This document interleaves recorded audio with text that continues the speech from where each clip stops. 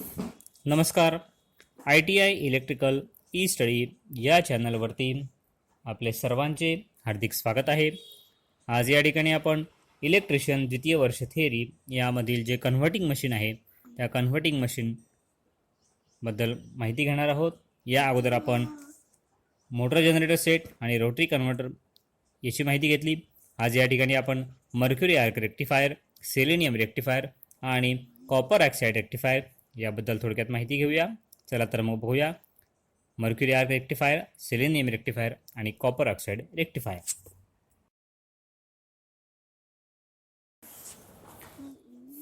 आता आपण बघूया मर्क्युरी आर्क रेक्टिफायर.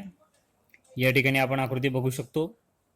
एक ट्रान्सफॉर्मर दाखवलेला आहे. त्याला आपण AC सप्लाय दिसतो आहे. त्याच्या प्रायमरीला, सेकंडरी वाइंडिंगला या ठिकाणी एक काचेची नळी जोडलेली दिसते आहे.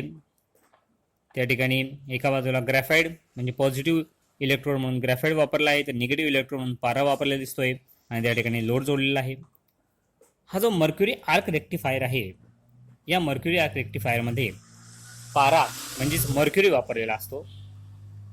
आणि हा जो मर्क्युरी आर्क रेक्टिफायर आहे, या मर्क्युरी आर्क रेक्टिफायरमध्ये जे इलेक्ट्रॉन्स आहेत त्या इलेक्ट्रॉन्सच्या उत्सर्जनामुळे AC सप्लायचं DC सप्लायमध्ये रूपांतर होत असतं. हा जो मर्क्युरी आर्क रेक्टिफायर आहे, या मर्क्युरी आर्क रेक्टिफायरमध्ये इलेक्ट्रॉन्सचं जे उत्सर्जन होतं त्या उत्सर्जनामुळे AC सप्लायचं DC सप्लायमध्ये रूपांतर केलं जातं.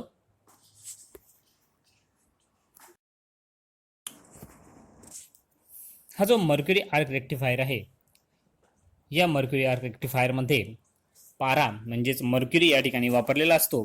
आणि या मर्क्युरी आर्क रेक्टिफायरमध्ये जे इलेक्ट्रॉन्स आहे त्या इलेक्ट्रॉन्सच्या उत्सर्जनामुळे हा जो AC सप्लाय आहे, या AC सप्लायचं DC सप्लायमध्ये रूपांतर केलं जातं.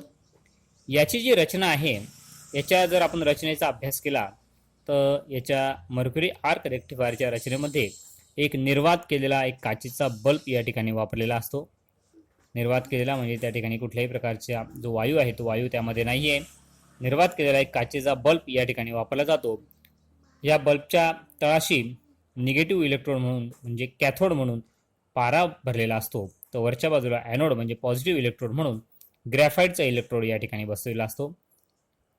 हा जो काचेचा निर्वात बल्ब आहे, या काचेच्या निर्वात बल्बमध्ये निगेटिव्ह म्हणून पारा भरलेला असतो, तर पॉझिटिव्ह इलेक्ट्रोड म्हणून या ठिकाणी ग्रॅफाईटचा इलेक्ट्रोड या ठिकाणी बसलेला असतो. हे जे दोन्ही इलेक्ट्रोड आहे, या दोन्ही इलेक्ट्रोडला जो स्टेप डाऊन ट्रान्सफॉर्मर आहे, त्या स्टेप डाऊन ट्रान्सफॉर्मरच्या साह्याने सप्लाय दिला जातो. आणि जो बल्ब आहे, बल्बच्या निर्वात जागेमध्ये जो पारा आहे त्या पाऱ्याची वाफ भरली जाते.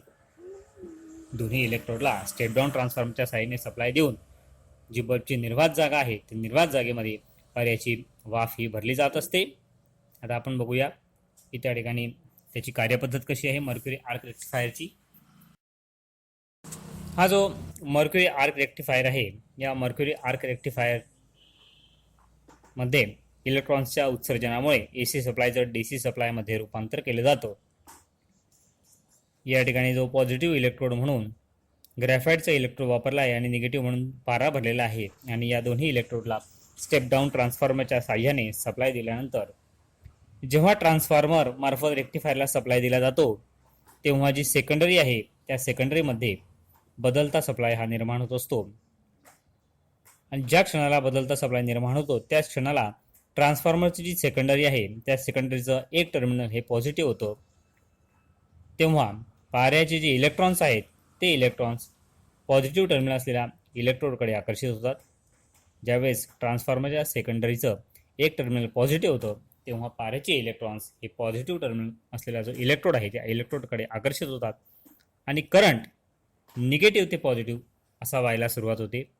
पुढची जी अर्धी सायकल आहे त्या अर्ध्या सायकलला पॉझिटिव्ह झालेलं टर्मिनल आता निगेटिव्ह होतं. त्यामुळे पाऱ्याचे जे निगेटिव्ह चार्ज झालेले इलेक्ट्रॉन आहे ते इलेक्ट्रॉन निगेटिव्ह टर्मिनलवरती सारखा चार्ज झाल्यामुळे त्या ठिकाणी जो लोड आहे त्या लोडमार्फत करंट वाढत नाही. त्यामुळे हा जो रेक्टिफायर आहे, या रेक्टिफायरमधून फक्त जी अर्धी सायकल आहे त्या अर्ध्या सायकलमध्येच एका दिशेने करंट वाहतो अशा पद्धतीने या ठिकाणी AC सप्लायच्या साह्याने DC सप्लायमध्ये रूपांतर होतं. त्या ठिकाणी सायकल पूर्ण होत नाही. त्या ठिकाणी रेक्टिफायरमधून फक्त अर्ध्या सायकलमधून पॉझिटिव्ह सायकलमधूनच करंट वाहतो. अशा पद्धतीने या ठिकाणी AC सप्लायचं DC सप्लायमध्ये रूपांतर केलं जातं. पुढचा जो रेक्टिफायर आहे तो प्रकार म्हणजे सेलेनियम रेक्टिफायर. या ठिकाणी आपण आकृती बघू शकतो सेलेनियम रेक्टिफायरची. या ठिकाणी सगळ्यात खालच्या बाजूला एक लोखंडी पत्रा वापरलेला आहे, त्याच्यावरती सेलेनियमचा थर आहे आणि त्याच्यावरती मिश्र धातूचा थर. अशा पद्धतीने हा जो सेलेनियम रेक्टिफायर आहे या सेलेनियम रेक्टिफायरची रचना आपल्याला या ठिकाणी दिसते आहे. हा जो रेक्टिफायर आहे या रेक्टिफायरमध्ये एक लोखंडी पत्रा घेऊन त्या लोखंडी पत्र्यावरती सेलेनियम हा जो मूलद्रव्य आहे या मूलद्रव्याचा एक पातळ थर या ठिकाणी दिलेला असतो. एक लोखंडी पत्रा घेऊन त्या लोखंडी पत्र्यावरती सेलेनियम नावाचं जे मूलद्रव्य आहे त्या मूलद्रव्याचा पातळ असा थर या पत्र्यावरती दिला जातो. हा जो थर आहे या थरावरती उष्णतेची प्रक्रिया करून हा भाग थोडा खरबरीत बनवून पुन्हा यावरती कमी वेल्डिंग पॉईंट असलेला जो मिश्र धातू आहे त्या मिश्र धातूचा थर दिला जातो.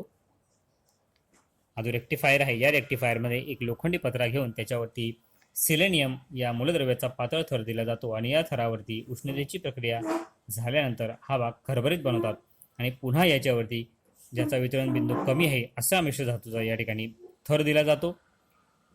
अशी जी रचना आहे या रचनेमुळे करंट फक्त जो सेलेनियम धातू आहे या सेलेनियम धातूकडून फक्त लोखंडाकडे वाहतो, मात्र लोखंडाकडून तो सेलेनियमकडे वाहू शकत नाही.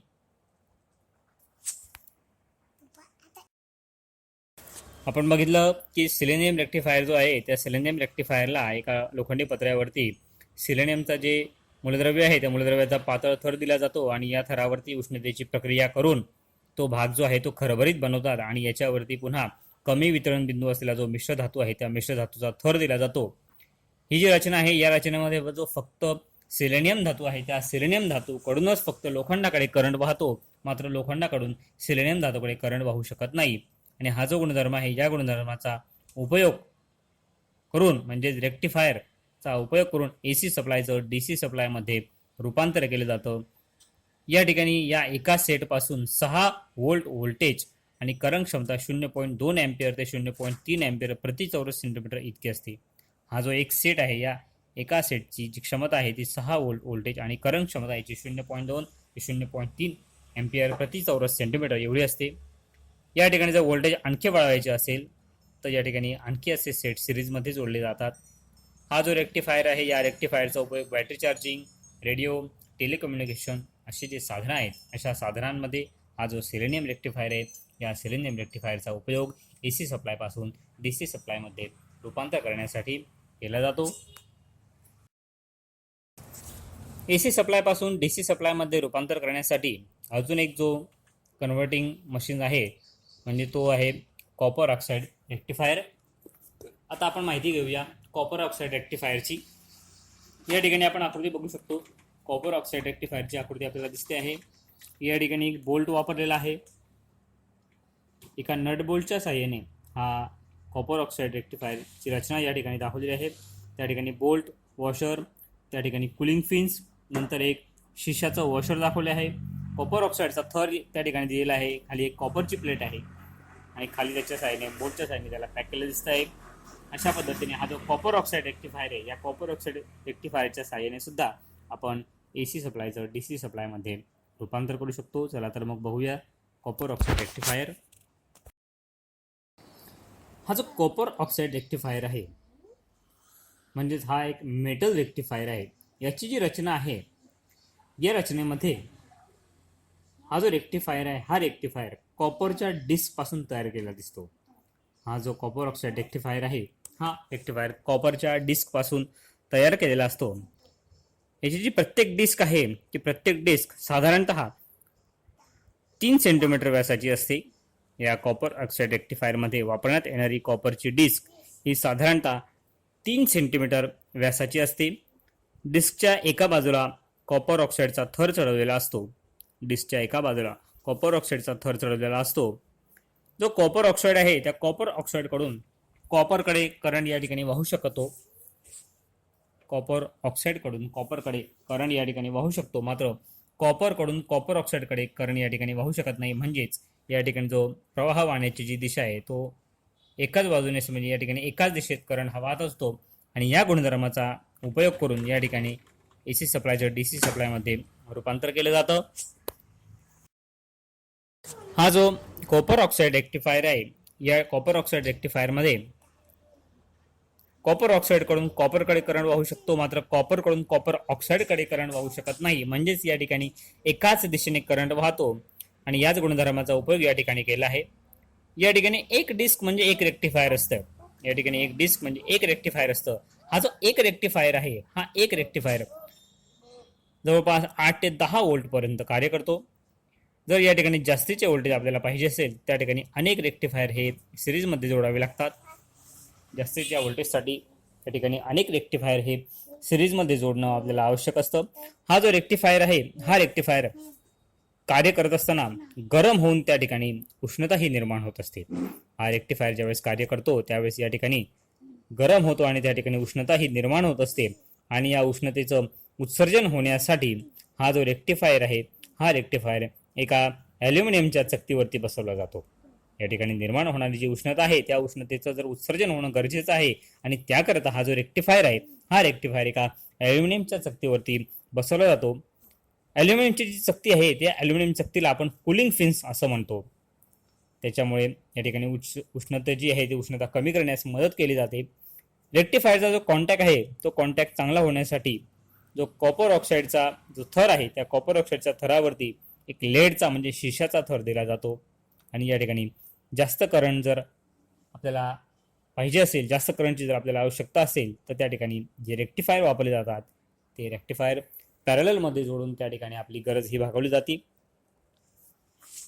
अशा पद्धतीने हा कॉपर ऑक्साईड रेक्टिफायर आहे.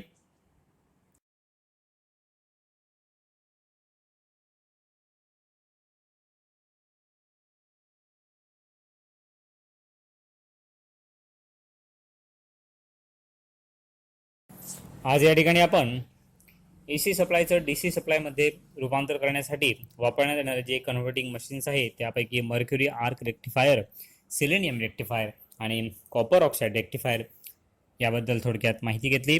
धन्यवाद.